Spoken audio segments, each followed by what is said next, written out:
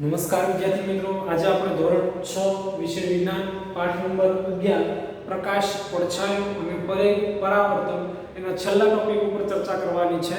તો સૌપ્રથમ આપણે ચર્ચા કરીએ પ્રકાશનું પરાવર્તન એટલે શું. છેલ્લો ટોપિક છે પરાવર્તન. પરાવર્તન કોને કહેવાય? પરાવર્તનને કારણે આપણે કયા કયા ફાયદા થાય અને સાથે સાથે કયા કયા ગેરફાયદા. વ્યાખ્યા વિશે કોઈ પણ વસ્તુની સપાટી પરથી પ્રકાશના કિરણની અથડાઈને પાછા ફેંકાવાની ઘટનાને પ્રકાશનું પરાવર્તન કહેવાય છે. કોઈ પણ વસ્તુની સપાટી, એક્ઝામ્પલ તરીકે આપણી પાસે આ બોર્ડની સપાટી છે. બોર્ડની સપાટી છે, સામેની તરફથી આપણે ટોર્ચ લઈએ. ટોર્ચને આપણે શરૂ કરીએ એટલે ટોર્ચમાંથી શું થશે? પ્રકાશના કિરણો નીકળશે. પ્રકાશના કિરણો નીકળશે અને બોર્ડની સપાટી સાથે અથડાશે. અથડાય એટલે પછી શું થશે? પાછા ફરશે. અથડાય એટલે શું થશે? પછી પાછા ફરશે. પાછા ફરવાની આ જે ઘટના છે એને કહેવામાં આવે છે પ્રકાશનું પરાવર્તન. કોઈ પણ વસ્તુ છે એના ઉપર પરાવર્તન થવું ફરજિયાત છે. જો પ્રકાશનું પરાવર્તન થાય તો આપણે વસ્તુને જોઈ શકીએ, નકર વસ્તુને જોઈ શકીએ નહીં.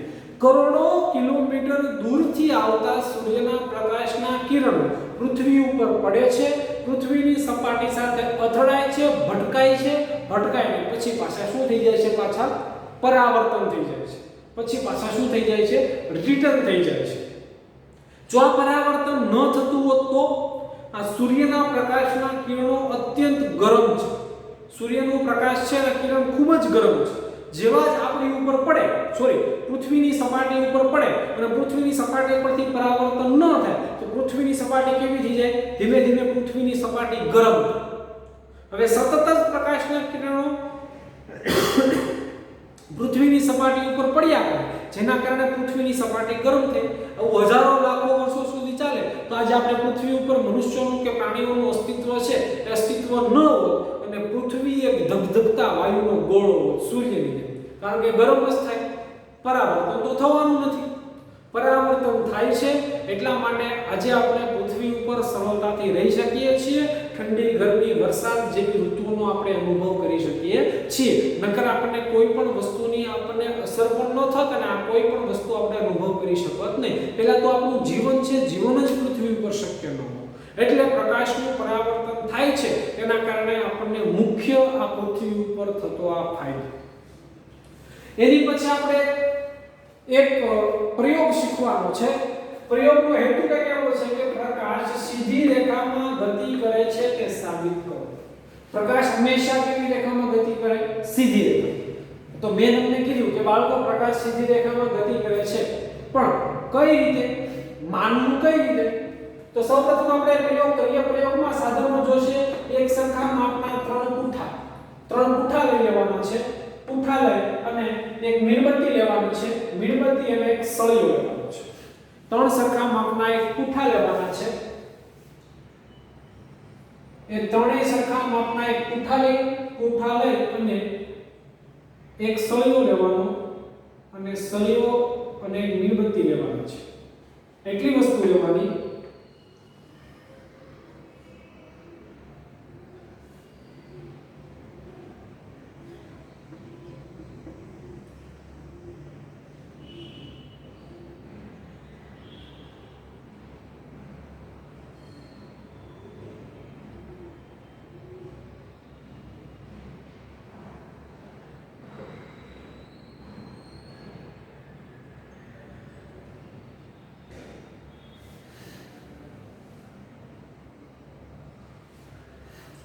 આપણે ત્રણ સરખા માપના એક પુઠ્ઠા લઈ લીધેલા છે, એક મીણબત્તી લીધી છે અને એક સળિયો.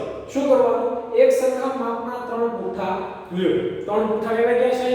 ત્રણેય પુઠ્ઠાના એક બીજા પર રાખી એના મધ્યમાં કાણો પાડો. ત્રણેય પુઠ્ઠું, પહેલું પુઠ્ઠું, એના ઉપર બીજું પુઠ્ઠું, એના ઉપર ત્રીજું પુઠ્ઠું. ત્રણેય પુઠ્ઠા લઈ એના બરોબર મધ્યમાં શું કરવાના છે? કાણા પાડી દેવાના છે. મધ્યમાં આપણે શું કરી દીધું? કાણા પાડી દીધું. બરોબર મધ્યમાં કાણા પાડી. ત્રણેય પુઠ્ઠાના એક સ્ટેન્ડ પર ગોઠવાઈ ગયેલા છે. ત્રણેય પુઠ્ઠાને સીધા એક સ્ટેન્ડ પર ગોઠવો. હવે શું કરવાનું? તમારે જે તમને સળિયો લીધેલો છે લોખંડનો એ લોખંડનો સળિયો તમારે સ્ટેન્ડ ઉપર પુઠ્ઠા ગોઠવાઈ જાય પછી આ બાજુથી દાખલ કરો. હવે સીધો સળિયો છે એટલે સળિયો સીધા પહેલા પુઠ્ઠામાંથી દાખલ કરો, એમાંથી બીજો પુઠ્ઠું, એમાંથી ત્રીજું પુઠ્ઠું, એટલે ત્રણ પુઠ્ઠાના સિદ્ધાંતમાંથી સળિયો શું થઈ જશે? દાખલ થઈ જશે. શા માટે આપણે સળિયો દાખલ કર્યો? કારણ કે આપણને ખબર પડે કે ત્રણેય પુઠ્ઠામાં પડેલા કાણા છે એક સરખા વ્યવસ્થિત અને સીધી રેખામાં પડેલા છે. શા માટે? કારણ કે ત્રણેય પુઠ્ઠામાંથી પડેલા કાણા છે એ કેમાં પડેલા છે? સીધી રેખામાં પડેલા છે. ત્રણેય પુઠ્ઠાની એક તરફ સૌથી મીણબત્તી મૂકો. અહીંયા આપણે મીણબત્તી મૂકી દીધી, એક બાજુ મીણબત્તી મૂકી દીધી. મીણબત્તીની સામેની બાજુ ત્રીજા પુઠ્ઠામાં મીણબત્તી જોવાનો પ્રયત્ન કરો. હવે તમારા જે પહેલું પુઠ્ઠું છે અહીંયા, તો અહીંયાથી તમારે મીણબત્તી જોવા, આંખની મદદથી તમે મીણબત્તી જોશો. મીણબત્તી જોવાનો પ્રયત્ન કરો. તમને મીણબત્તી દેખાય છે? તમને શું થાય છે? મીણબત્તી દેખાય છે. તો જો આ કાણા એકદમ સીધી રેખામાં હશે તો મીણબત્તી આપણને શું થશે? સરળતાથી દેખાઈ શકશે. મીણબત્તીના ત્રીજા પુઠ્ઠામાં મીણબત્તીના સામેના ભાગનું ત્રીજું પુઠ્ઠું છે, અહીંયાથી આપણે મીણબત્તી જોવાનો પ્રયત્ન કર્યો તો મીણબત્તી આપણને શું થશે? સામેના ભાગમાં વ્યવસ્થિત રીતે દેખાશે. હવે ત્રીજા પુઠ્ઠામાંથી એક પુઠ્ઠાને આગળ પાછળ ખસેડવું. ગમે તે પુઠ્ઠાને શું કરવાનું? તમારે આગળ પાછળ ખસેડવાનું. ખસેડવાનું એટલે આપણે અહીંયા ખસેડી તો નહીં શકાય, પરંતુ આપણે હોલ કરી દઈએ. ઉપર હોલ કરી નાખીએ, ઉપર હોલ પાડી દઈએ. હવે આગળ પાછળ ખસેડીને મીણબત્તી જોવાનો પ્રયત્ન કરો. પછી તમારે મીણબત્તી જોવાની છે. તો અવલોકન શું કહે છે? ત્રણેય પુઠ્ઠાના કાણા સીધી રેખામાં હોય ત્યારે મીણબત્તી દેખાય. આ ત્રણેય પુઠ્ઠાના કાણા સીધી રેખામાં હતા ત્યારે આપણને શું થતું હતું? મીણબત્તી દેખાય. પછી આપણે શું કર્યું? વચ્ચેનું જે પુઠ્ઠું છે એને આપણે ખસેડી દીધું, આગળ પાછળ કરી દીધું. આગળ પાછળ કરવાને કારણે શું થયું? આગળ પાછળ કરવાને કારણે આ જે વચ્ચેનું જે પુઠ્ઠું છે એ પુઠ્ઠાનું કાણું સાઈડમાં થઈ ગયું. સાઈડમાં થઈ જવાને કારણે આપણી આંખમાંથી નીકળતો પ્રકાશ અહીંયા શું થશે?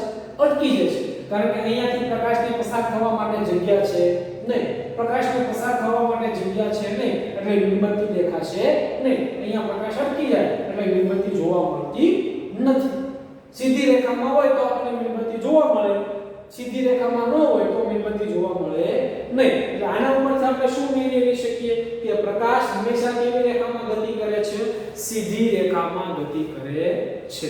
તો વિદ્યાર્થી મિત્રો, અહીંયા પ્રકાશ સીધી રેખામાં ગતિ કરે છે કે નહીં તે આપણે સાબિત કર્યું. સાથે સાથે પ્રકાશના પરાવર્તનની વ્યાખ્યા 2 માર્ક્સની અંદર પૂછાશે, ખાસ યાદ રાખજો. 2 માર્ક્સની અંદર પ્રકાશનું પરાવર્તન કોને કહેવાય? જ્યારે કોઈ પણ વસ્તુની સપાટી ઉપર પ્રકાશ અથડાઈને પાછો ફરવાની જે ઘટના છે એને કહેવામાં આવે છે પ્રકાશનું પરાવર્તન. તો અહીં આપણે સરસ મજાનો એક પ્રયોગ પણ શીખી ગયા અને સાથે સાથે એક વ્યાખ્યા પણ શીખ્યા. વિદ્યાર્થી મિત્રો, અહીં આપણો 11મો પાઠ છે પ્રકાશ, પડછાયો અને પરાવર્તન જે છે એ પૂર્ણ થાય છે. હવે પછીના વિડિયો લેક્ચરની અંદર છે આપણે નવા પાઠ વિશે જાણકારી મેળવીશું. તમારી સામે જે સરસ મજાની સ્ક્રીન છે એનો તમે સ્ક્રીનશોટ લઈ શકો, જેના કારણે આના પછીના સમયગાળામાં પણ તમારે એનો અભ્યાસ કરવો હોય તો સરળતાથી તમે એનો અભ્યાસ કરી શકો. આભાર.